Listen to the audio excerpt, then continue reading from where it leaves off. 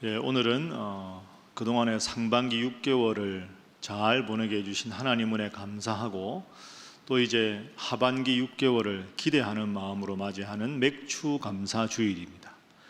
그리고 참으로 오랜만에 우리 교회가 성찬 예식을 거행하는 그런 주일입니다. 이 성찬식은 예수님께서 친히 제정하신 기독교의 아주 중요한 예식입니다. 그래서 오늘은 이 성찬식의 의미가 무엇인가에 대해서 세 가지로 한번 말씀의 교훈을 생각해 보겠습니다. 우리가 늘 성찬식을 하는데, 성찬의 의미 첫 번째는 우리 모두가 함께 어울리는 평등한 자리가 성찬식이다 하는 것을 여러분들께서 꼭 기억하셔야 하겠습니다. 예수님께서 성찬식을 제자들과 함께 하신 것은 유월절 전날입니다.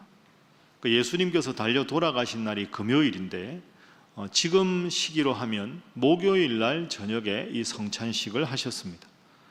예수님께서 목요일 저녁에 이 성찬식을 하시고 감람산 겟세마네 동산에 가셔서 밤이 맞도록 기도하시고, 거기서 체포를 당해서 신문을 받으시고, 신문을 받으신 후에 십자가에 달리십니다. 십자가에 달려 돌아가시는 것이 금요일 오전 지금 시간으로 9시, 오후 3시에 예수님께서 돌아가십니다.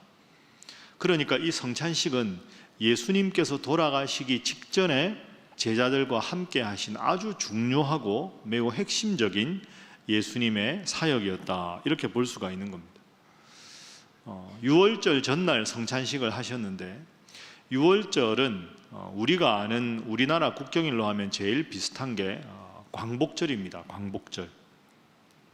유월절의 기원은 우리가 아는 대로 출애굽기까지 거슬러 올라갑니다. 이스라엘 백성들이 430년 동안 애굽에서 노예 생활을 합니다. 430년 노예 생활하다가 너무 힘들어서 하나님 앞에 절규를 합니다. 하나님, 너무 힘듭니다. 그러니까 하나님께서 모세를 통해서 애굽에서 탈출을 할 수 있도록 계획을 세워 주셨습니다.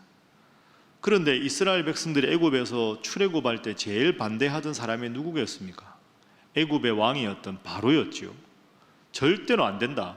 자기들 밑에서 일하는 노예가 다 사라지게 되니까 완강하게 거부합니다. 그랬을 때 하나님께서는 애굽 온 땅에 10가지 재앙을 내리십니다. 그 재앙이 다 끝나고 나면 애굽 사람들이, 이스라엘 백성들이 애굽에서 나가는 것을 허락할 수밖에 없으셨을 것이다, 이렇게 생각하신 거죠. 그 10가지 재앙 중에 마지막 10번째 재앙은 애굽 온 땅에 처음 난 사람의 자식과 모든 것의 첫 새끼들이 다 죽게 되는 가장 끔찍한 재앙입니다. 그런데 그 재앙을 피하기 위해서 하나님께서 하나의 방법을 알려주셨습니다. 양을 잡아라. 어린 양을 잡아서 그 양의 피를 문설주하고 좌우 임방에 다 바르면 천사가 가다가 그 집에 처음 난 아이들을 재앙을 해서 치료할 때 그 양의 피를 보면 그냥 넘어가겠다, 이렇게 약속을 해주셨습니다. 그러니까 이스라엘 백성들은 모세가 그 지침을 다 전했을 때 양의 피를 문설주와 좌우 임방에 다 발라서 애굽 땅에 사는 이스라엘 백성들은 10번째 재앙을 겪지 않았고, 그 사실을 모르고 애굽 사람들은 속수무책으로 다 당해서 애굽 온 땅에 슬픔의 곡소리가 퍼졌다 하는 것이 10번째 재앙입니다. 그러니까 여러분, 제가 방금 설명해 드린 대로 어린 양의 피를 문의 설주와 좌우 임방에 바르면 재앙이 임하지 않고 그냥 넘어간다. 그러니까 유월이라는 한자어가 넘어간다라는 뜻이죠. 그러니까 유월절은 영어로 패스오버입니다. 재앙이 이 집에 임하지 않고 그냥 넘어간다, 구원을 받는다, 이런 뜻이죠. 그래서 애굽으로부터 이스라엘 백성들이 해방을 얻게 되었습니다. 그래서 제가 말씀드렸죠. 유월절이 제일 우리나라 절기 중에 8.15 광복절과 비슷하다 하는 겁니다. 그래서 이 유월절을 기념하기 위해서 이스라엘 사람들은 그때부터 유월절이 되면 어린 양을 잡아서 그 고기를 먹습니다. 그러면서 먼 옛날의 조상들이 하나님의 은혜로 출애굽하게 된 것을 감사하고 기념하게 되는 겁니다. 그런데 지금 예수님께서 성찬식을 거행하신 것은 유월절 전날입니다. 그러니까 유월절 전날이니까 양을 잡기 전이죠. 양을 잡기 전이기 때문에 먹을 수 있는 음식이라고는 빵, 그죠? 떡이죠. 떡이라고도 하고 빵이라고 하는 빵과 그 당시 사람들이 마셨던 음료수인 포도주, 이것밖에 없습니다. 그래서 예수님께서 오늘 본문에 제자들과 함께 성찬식을 거행하실 때 떡과 포도주로 하신 이유가 여기 있습니다. 양을 잡기 전이니까 먹을 수 있는 음식이 그것밖에 없었다는 거죠. 여기서 우리 모두가 기억해야 될 아주 중요한 교훈이 있습니다. 우리는 성찬식을 거룩한 예식이라고 합니다. 그것은 특별하게 예수님께서 평상시에 드시지 않는 귀한 음식을 준비했기 때문에 성찬식이 아닙니다. 모든 사람들이 유월절이면 다 먹게 되는 그 떡과 포도주, 그 가장 평범하고 가장 흔한 음식을 예수님이 드신 겁니다. 예수님이 함께 하셨기 때문에 거룩한 성찬이 된 것이고, 예수님께서 그 떡과 포도주를 가지고 이 떡은 내 몸이다, 포도주는 내 피다, 이렇게 거룩하게 의미를 부여하셨기 때문에 성찬식이 거룩한 거지, 음식 자체가 아주 특별한 음식이라서 그런 것은 아니다 하는 거죠. 그래서 여러분, 오늘 우리가 모처럼 성찬식을 하는데 성찬의 첫 번째 의미가 이겁니다. 성찬식은 아무런 차별이 없습니다. 가장 평범하고 가장 누구나 먹을 수 있는 흔한 음식으로 하는 것이 성찬식입니다. 물론 성찬식은 세례교인만 받을 수 있습니다. 그 이유는 적어도 기독교인이 되고 세례를 받아야 성찬이 이런 뜻이구나, 예수님께서 나를 위해 십자가에 죽으셨구나, 이 의미를 알 수 있기 때문에 성찬식은 세례교인 이상 참석하십시오라고 이야기하는 거지, 그 외 그 어떤 차별이나 그 어떤 불평등한 요소도 성찬식에 있으면 안 됩니다. 그래서 여러분, 오늘 성찬식을 받으실 때, 성찬에 참여하실 때 우리 교회는 모두가 주님 앞에 평등하다, 우리 모두는 다 한 형제자매다, 이 예배당에 들어오면 신분의 높고 낮음도 없고 지위의 높고 낮음도 없고 모두가 하나님 앞에 다 평등하고 귀한 존재들이다. 나는 하나님 앞에 비록 세상적으로 내세울 것이 없어도 예수님 나를 위해 십자가에 죽어주신 귀한 사람이다. 이 마음으로 성찬 예식에 참여하는 거죠. 우리 신일교회가 앞으로도 주님 안에 평등하고 주님 안에 모두를 사랑하고 모두를 존귀하게 여기는 그런 귀한 계기가 되는 성찬 예식이 되고 또 우리 교회가 될 수 있기를 주님 이름으로 축복합니다. 자, 우리 옆에 분들과 인사 한번 할까요? 주님 안에 우리 모두는 평등합니다 하겠습니다. 자, 이번에 이렇게 인사하겠습니다. 주님 안에서 사랑합니다 하겠습니다. 이게 성찬식의 첫 번째 의미입니다. 평생 여러분 기억하셔야 됩니다. 두 번째 성찬식의 의미는 예수님께서 내 구원자이시다, 이것을 고백하는 것이 성찬의 두 번째 중요한 의미입니다. 한번 따라해 보시죠. 예수님은 나의 구원자이시다. 여러분 믿습니까? 네. 이걸 꼭 기억해야 합니다. 자, 성찬의 떡과 포도주는 모든 사람들이 흔하게 어느 가정에서나 먹을 수 있는 평범한 음식이다, 이렇게 말씀드렸습니다. 그럼 왜 성찬식이 거룩한 것인가? 거룩할 성자 아닙니까? 그건 예수님이 그렇게 의미 부여를 하셨기 때문입니다. 자, 여러분 화면으로 26절 한번 보십시오. 그들이 먹을 때 예수께서 떡을 가지사 축복하시고 그 평범한 떡에 대해서 이렇게 말씀하십니다. 받아서 먹으라. 이것은 무엇이다? 내 몸이다. 이 떡은 내 몸을 상징하는 것이다. 또 포도주 잔을 가지사 감사기도 하시고 주시면서 이르십니다. 너희가 다 이것을 마시라. 이것은 너희를 위해 흘리는 내 피다. 자, 28절이 중요합니다. 28절 함께 읽습니다. 시작.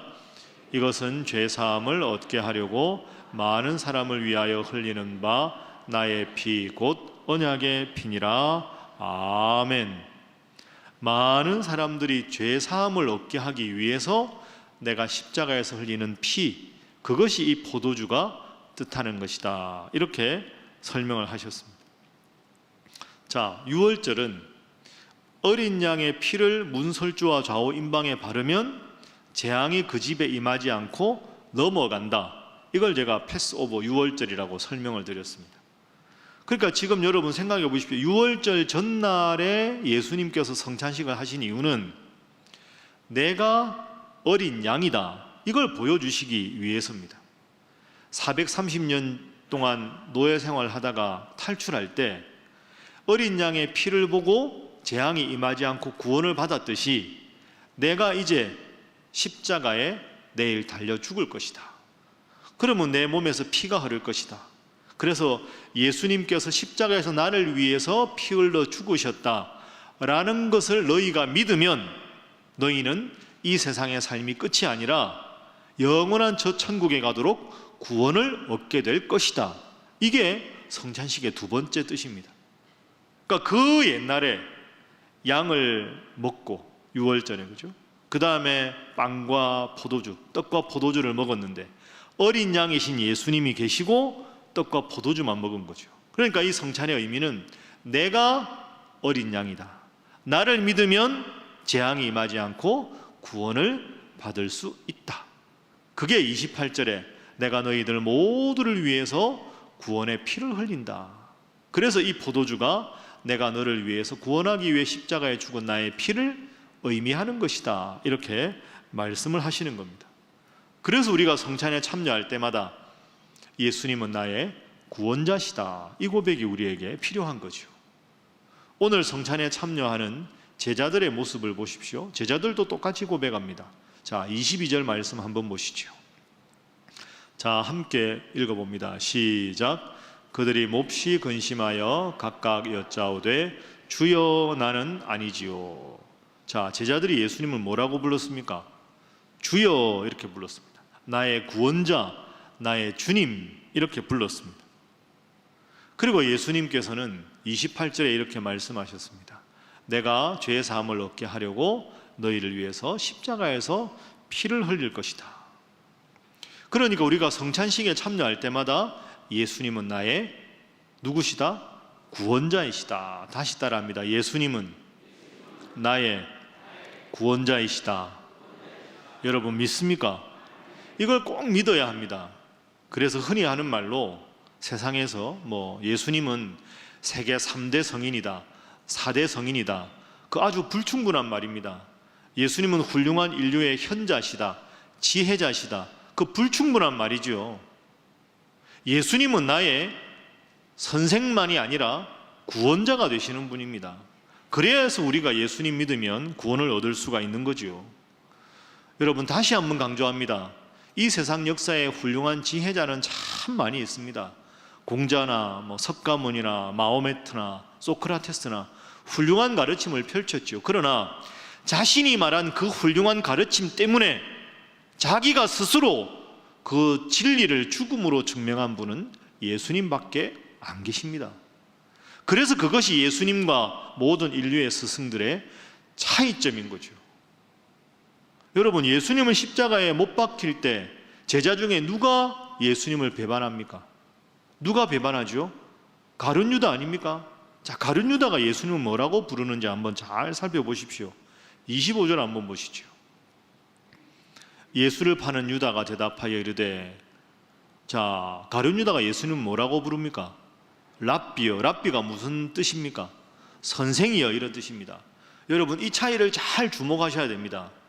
제자들은 부족했지만 예수님을 주여 이렇게 불렀습니다. 예수님을 십자가에 못 박도록 내어주는 가룟 유다는 예수님을 주님이라고 부르지 않았습니다. 선생님이여 이렇게 불렀습니다. 나에게 당신은 구원자가 아니라는 뜻이지요. 당신은 그저 훌륭한 가르침을 전달해주는 선생일 뿐입니다. 여러분 이것이 제자들과 가룟 유다의 차이입니다. 나의 구원자이십니다. 이게 제자라면 당신은 훌륭한 선생인데 그 이상은 나에게 아닙니다. 그런 마음이 든 겁니다. 그 마음이 있으니까 내가 원하는 선생의 모습이 아닐 때 예수님에 대해서 앙심을 품고 예수님을 그 은삼십에 팔아버리는 끔찍한 제자가 되는 겁니다. 여러분 이 점을 꼭 기억하십시오. 예수님을 십자가에 못 박도록 내어준 가룟 유다는 무리 중에 한 사람이 아니었습니다. 가장 가까이에 예수님 곁에 있던 제자가 예수님을 팔았습니다. 어리석은 사람이죠. 어느 날 그 왕궁 같은 거대한 성체에 사는 한 부자가 있었답니다. 그런데 이 부자가 여러 명의 종들을 부리는데 참 어리석은 종이 하나 있었답니다. 주인이 보기에 어리석은 종이라, 바보 같은 종이라 도움이 안 되는 겁니다. 그 어느 날 지팡이를 하나 줍니다. 지팡이를 하나 주고는 너는 이 세상 방방곡곡을 다 돌면서 너보다 더 어리석은 사람 만나면 이 지팡이를 주고 다시 돌아오너라, 이렇게 이야기합니다. 하도 한심해 모여서 자기 곁에서 이 종을 떠나게 하려고 그런 꾀를 낸 거죠. 근데 이 순수하고 바보 같은 종은 그냥 그걸 받아서 알겠습니다 주인님 명령대로 하겠습니다 하고는 온 세상을 돌면서 자기보다 더 어리석은 사람을 찾아다닙니다. 근데 뭐 본인이 어리석으니까 그거 잘 몰랐잖아요.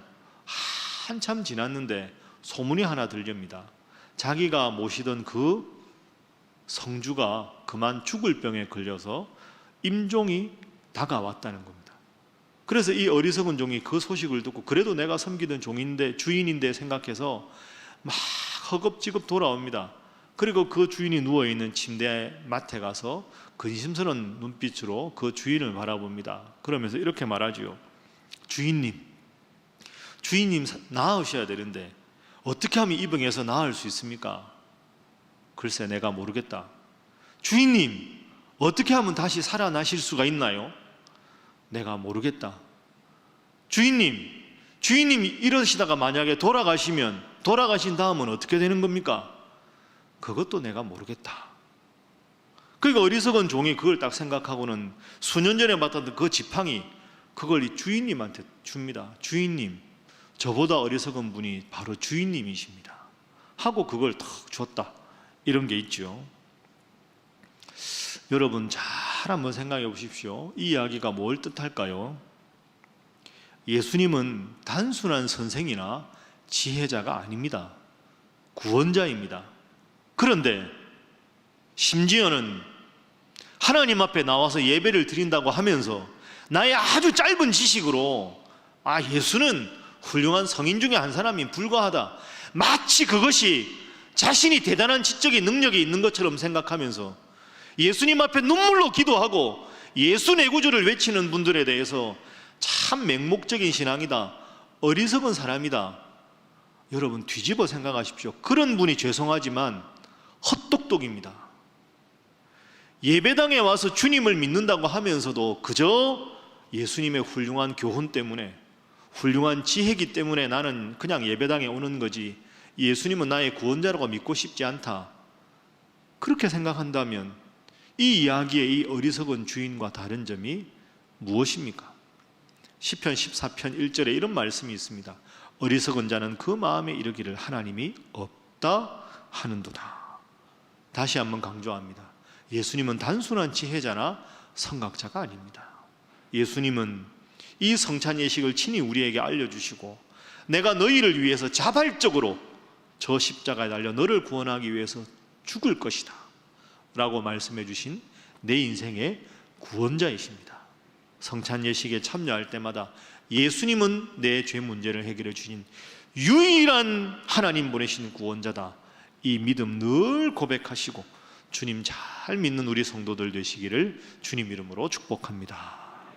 자, 다시 한번 옆에 분들과 인사하겠습니다. 예수님은 나의 구원자이십니다. 자, 한 번 더 할까요? 예수님은 나의 구원자이십니다. 이게 두 번째 성찬의 의미입니다. 마지막 세 번째로 성찬식 참여할 때마다 꼭 이 고백을 하십시오. 한번 따라해 보시죠. 모든 것이 다 감사합니다. 여러분 이렇게 하시겠습니까? 아멘 소리가 작지요? 쉽지 않습니다. 이게 얼마나 어렵습니까? 범사에 감사하는 게. 자, 그런데 예수님 한번 보십시오. 다시 26절 말씀 보시죠. 그들이 먹을 때 예수께서 떡을 가지사 뭐 하셨습니까? 축복하시고, 이 축복이라는 단어를 원문으로 보면 감사 기도를 하셨다 이렇게 되어 있습니다. 그 떡을 탁 가지시고는 하나님 감사합니다. 그러고는 제자들에게 나눠주셨습니다. 여러분 이게 상상이 안 되시죠? 이 성찬식 하고는 겟세마네 동산에 기도하시다가 신문 받아 십자가에 죽으십니다. 자발적으로. 지금 자발적인 죽음을 앞두고 있는데 감사 기도가 나옵니다. 제자들 십자가에 달려 돌아갈 때 다 도망갈 걸 예수님 다 알고 계셨는데 하나님 감사합니다. 이러고는 떡을 떼어주셨습니다. 27절 보십시오. 자, 잔을 나눠주시면서 또 잔을 가지사 뭐 하셨습니까? 감사 기도하셨습니다. 하나님 감사합니다. 이것은 내가 너희를 위해 흘리는 나의 피다. 그러고는 감사하셨습니다. 자, 죽어도 감사, 먼저 감사하신 것이 예수님입니다. 그러니까 여러분, 우리가 성찬식 참여할 때마다 세상에서 속상한 일도 많고 답답한 일도 많고 아직 하나님 해결해 주지 않아도 너무 힘든 일이 많아도 하나님 먼저 감사합니다. 십자가의 죽음을 앞두고 먼저 하나님 앞에 예수님께서는 감사하고 계십니다. 먼저 감사하는 것, 이게 참 중요합니다. 따라해 보시죠. 먼저 감사한다. 다시 할까요? 먼저 감사한다.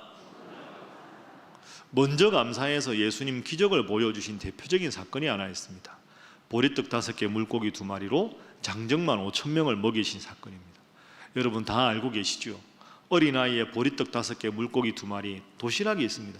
그 도시락 하나를 들고 장정만 5,000명이니까 2만 명이 그 벳세다 들녘에 가득 모여 있는데 하나님 이 도시락 주셔서 감사합니다 하고 감사기도 하신 다음에 나누어 주셨을 때 기적이 일어났습니다. 도시락 하나로 2만 명을 다 먹인 다음에 너무너무 감격해서 그때 감사한 게 아니고 2만 명이 앉아 있는데 도시락 하나 들고 하나님 감사합니다 먼저 감사했을 때 하나님께서 기적으로 응답을 해주셨습니다. 오늘 본문에도 좀 있다가 예수님 십자가에 죽으실 텐데 그래도 감사합니다 먼저 감사하셨습니다. 이것이 예수님의 영적인 수준입니다. 오늘 우리가 성찬식에 참여할 때마다 하나님 감사합니다 이 고백이 우리에게 필요한 것이지요. 여러분, 우리가 그 일이 다 끝난 다음에 다 마무리된 다음에 그때서야 아차 이거 그랬어야 되는데 이렇게 할 때 흔히 하는 말로 뒷북친다 이런 말 하죠. 야, 뒷북치지 마. 그 뒷북치는 거 참 어리석은 인생 아닙니까? 여러분, 오늘이 7월 첫 번째 주일입니다. 먼저 새롭게 시작할 6개월을 두고 하나님 먼저 하반기 6개월에 대해서 감사합니다. 그런 인생이 우리에게 되어야 하지 않겠습니까? 먼저 감사하시고 십자가를 지시고 먼저 감사하시고 2만 명을 먹이신 예수님. 여러분은 일상에서 얼마나 감사하고 있습니까? 항상 감사합니다. 항상 감사합니다. 이런 고백을 얼마나 여러분 자주 하고 계십니까? 이런 말이 있죠. 말이 씨가 됩니다. 말이 씨가 되고 말이 인격이 되고 그 인격이 내 삶이 됩니다. 그래서 우리가 항상 감사하는 말, 그게 필요한 거죠. 어느 습관이 얼마나 중요한가 예를 하나 들어볼까요? 자, 민수기 14장 28절 화면 한번 보십시오. 하나님께서 말씀하셨습니다. 너희 말이 내 귀에 들린 대로 내가 너희에게 행하리라. 따라하겠습니다. 너희 말이 내 귀에 들린 대로 내가 너희에게 행하리니. 그럼 우리가 어떻게 말해야 되겠습니까? 하나님이 우리가 말하는 대로 해주시겠다. 어떤 말을 해야 할까요? 자, 에베소서 5장 4절 말씀입니다. 자, 우리 함께 읽어봅니다. 시작. 누추함과 어리석은 말이나 희롱의 말이 마땅치 아니하니 오히려 감사하는 말을 하라. 아멘. 무슨 말을 하라? 감사하는 말을 하라. 감사합니다. 이렇게 늘 감사해야 나도 감사할 일이 풍부해지는 거죠. 제가 지난 주간에 목회자 세미나를 다녀왔는데요. 여수에 다녀왔습니다. 그 애양원이라는 곳이 있습니다. 여러분 아마 가보셨을 텐데 여수 가면 꼭 가보십시오. 애양원 교회.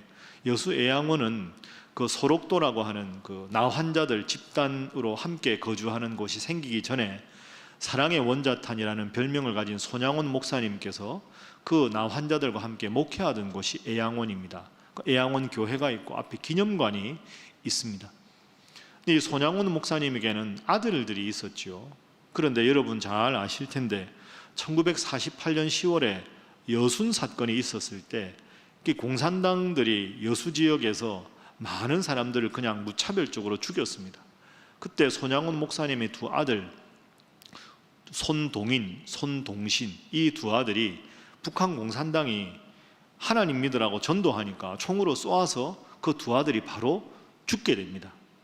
두 아들이 죽었을 때 손양훈 목사님은 교회에서 기도하고 계실 때입니다. 기도하고 있는데 청천벽력처럼 북한 공산당이 목사님 두 아들을 쏴 죽였습니다. 그걸 들었을 때 그 아버지 마음이 얼마나 찢어졌겠습니까? 눈물 흘리면서 그런데 장례를 잘 치릅니다. 그리고 하나님, 이 거칠고 힘든 세상에서 그래도 내 두 아들이 하나님 믿고 천국 간 걸 믿게 해주셔서 감사합니다. 여러분 그 상황에서 감사가 나오겠습니까? 그렇게 감사합니다 하고는 장례를 잘 치르고 그 두 아들을 총으로 쏜 그 북한 공산당은 그 사람을 자기의 양아들로 삼습니다. 그리고 그 양아들을 잘 친아들처럼 양육하죠. 장례식이 다 끝난 다음에 손양훈 목사님이 두 아들 천국 간 것에 대해서 감사 기도를 합니다. 그 감사 헌금을 하는데요, 그 당시에 손양훈 목사님 한 달 사례비가 1948년이니까 80원이었습니다. 그런데 감사 헌금을 1만 원을 감사 헌금합니다. 10년치 사례비에 해당되는 걸 감사 헌금하는 거죠. 헌금의 액수가 중요한 게 아니라 그 얼마나 하나님 앞에 천국 간 것에 대한 믿음이 확신했으면 그 슬픔 속에서 그렇게 감사할 수 있었겠습니까? 물론 여러분 어려운 일입니다. 그러나 범사에 감사한다는 것이 얼마나 귀한 것인지 우리에게 삶으로 보여주는 좋은 예라고 생각합니다. 말씀을 정리하겠습니다. 맥주감사 주일입니다. 여러분 어떤 마음으로 맥주감사 주일을 맞이하십니까? 지난주에 읽었던 글귀 하나 여러분에게 소개하겠습니다. 여러분 꼭 기억하시면 좋겠습니다. 한번 따라해 볼까요? 어제의 은혜, 오늘의 행복, 내일의 기대. 6개월 지난 어제 같은 6개월의 은혜, 오늘은 주님 안에 행복하게 남은 6개월을 기대하는 마음으로 먼저 감사하는 마음으로 보내는 것, 오늘 우리 맥주감사주일에 꼭 필요한 내용이라고 생각합니다. 사랑하는 여러분, 지나온 6개월 힘들었지만 다 하나님의 은혜였던 줄로 믿습니다. 앞으로 시작하는 6개월 때로 모질고 아프고 힘든 일이 있겠지만 먼저 오늘 앞으로 6개월을 보고 하나님 감사합니다 하고 고백하셔서 그 고백을 통해서 하나님 큰 은혜를 주시고 평강을 주시고 능력으로 함께 하셔서 올해가 다 마무리되었을 때 더 큰 감사기도 드리는 우리 신일의 모든 성도 되시기를 주님 이름으로 축복합니다. 기도하겠습니다. 사랑의 하나님, 오늘 우리 예수님의 살과 피를 기념하는 성찬 예식을 거행합니다. 늘 우리가 주님 안에 평등하며 주님의 십자가의 의미를 깊이 되새기며 또한 먼저 범사에 감사하는 저희들 되도록 지키시고 인도하여 주옵소서. 예수님의 이름으로 기도하옵나이다. 아멘.